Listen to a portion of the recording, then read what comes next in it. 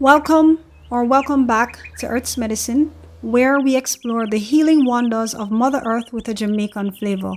If you're new here and you like to learn about the medicinal uses of plants that are grown in Jamaica and in other parts of the world, then please consider subscribing and turning on your post notifications so that you will be notified when we upload our next video.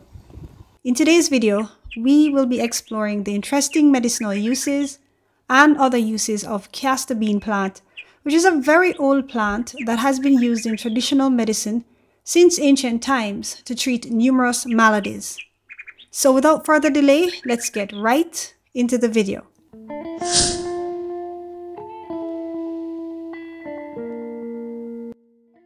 Okay guys, so you're now looking at a plant that is commonly referred to as castor bean plant. Now, apart from castor bean plant, some of the other common names are palm of Christ, castor oil plant, and African wonder tree, among other common names in different languages. Scientifically, it is known as Ricinus communis, and it's a part of the Euphorbiaceae plant family. It's actually the only species in a genus that is called Ricinus, but it has several varieties.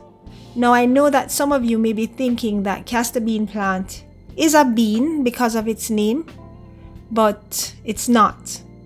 Its exact origin is questionable because there are some authors who claim that the origin is Africa, while others believe it's Africa, India, as well as the Mediterranean basin.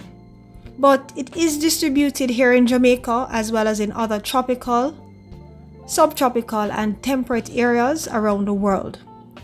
In Jamaica, like many of our other medicinal plants, it just grows organically and wildly in forests, along roadsides, and in other green spaces.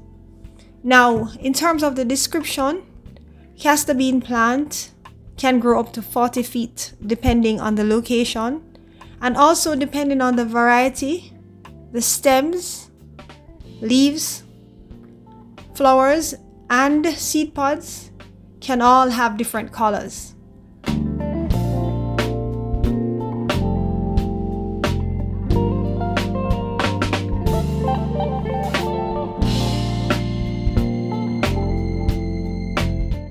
The leaves are quite big, and the petiole, which is the part that connects the leaf to the stem, is long.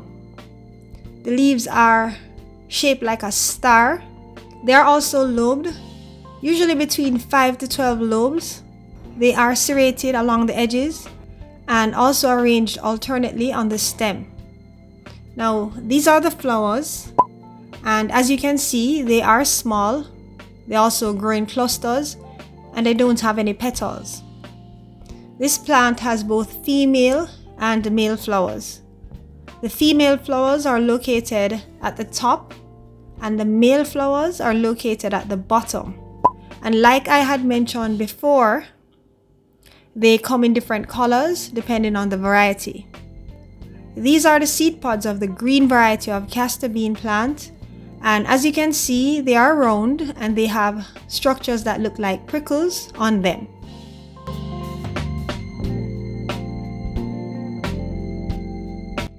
And the seed pods on this variety start off green in color, and upon maturity they turn brown and split open to reveal 3 seeds on the inside. These are the seeds. So as you can see, they have an intricate design and very beautiful patterns. Some people think that they look like beans, others think that they look like dog ticks, but to me they look more like dog ticks. But what do you think, guys? The plant is propagated by seeds, and it does this through a very interesting process that is called explosive seed distribution. And with this process, once the seeds become mature and pressure is put on the seeds, it causes the seed pods to collapse on itself, which in turn causes it to squeeze the seeds, which will cause them to explode or cause them to shoot. which is a form of seed distribution. And it is said that these seeds can shoot up to 20 feet away. So I'm going to try and show you guys what the process looks like. So I want you guys to listen out for when the seeds explode or when, you know, they shoot. So here goes. Castor bean plants also have a taproot system. So this means that they grow a main root with some small roots branching laterally. And this is what the root looks like.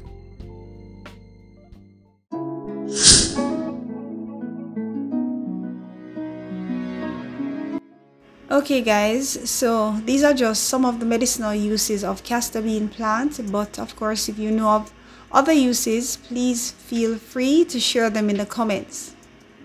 So the seeds and to a lesser extent leaves of the castor bean plant are said to be extremely toxic to us humans when ingested because of a protein that they contain, which is called ricin. But they have been used in traditional medicine for a long time to treat a lot of ailments. So to get rid of the toxins, castor oil is extracted from the ripened seeds and prepared in a specific way. It is said that castor oil is consumed orally for constipation and that it is placed into the eyes to heal it from irritation that is caused from dust or other materials. Warm castor oil is said to be useful for earaches, and so there are some persons who add a few drops to their aching ear and plug it with cotton. It is also said to be useful topically for bunions and corns, for certain types of skin issues, osteoarthritis, and to get rid of cysts, growths, and warts. It is also said that some women use it to induce labor. Some women also put castor oil inside their vaginas for birth control, and some use it in that way too to induce an abortion. Castor oil is also used by some breastfeeding mothers to increase breast milk flow, and they do this by massaging it on their breasts. For poisoning, castor oil is said to be useful for clearing out the gastrointestinal tract, and it is applied topically to help reduce inflammation and alleviate discomfort that is associated with conditions like arthritis or joint pain. In folklore medicine, here in Jamaica, there are some persons who have used castor oil to treat boils, and how they do this is by gently heating the green leaves of a pepper tree until the leaves quail, and this is done to make the leaf more pliable. Then castor oil is applied on the leaf and the leaf is placed on the boil. It is also said that in some cultures castor oil is applied topically to stop hair loss, promote wound healing, and to treat burns. In the olden days, it is said that people would use castor oil as a body ointment to promote hair growth and to improve hair texture.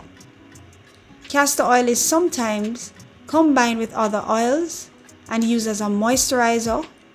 It is also used as a natural hair treatment and as an anti-dandruff agent. In traditional medicine, it is said that people use the plant as a laxative to get rid of intestinal parasites, to treat abscesses and different types of skin infections. And some persons have claimed that different parts of the plant have been used to remove placenta, treat corns, warts, moles, insomnia, abdominal disorders, and a number of aches and pains. In some cultures, it is also said that castor bean root decoction is drunk to induce an abortion, and that fresh leaves or the leaf juice of the plant are applied on the breast of breastfeeding mothers to increase the flow of breast milk.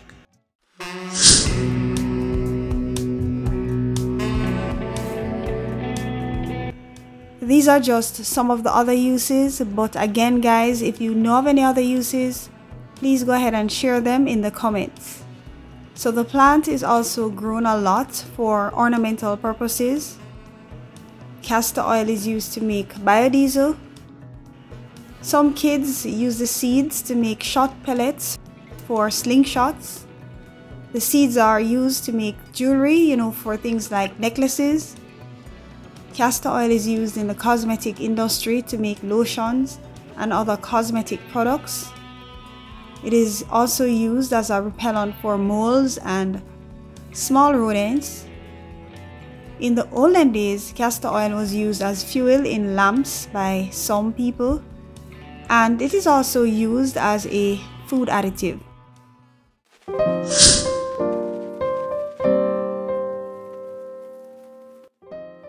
It is said that touching the leaves and seeds of this plant can cause severe dermatitis in people who are prone to these kind of skin issues.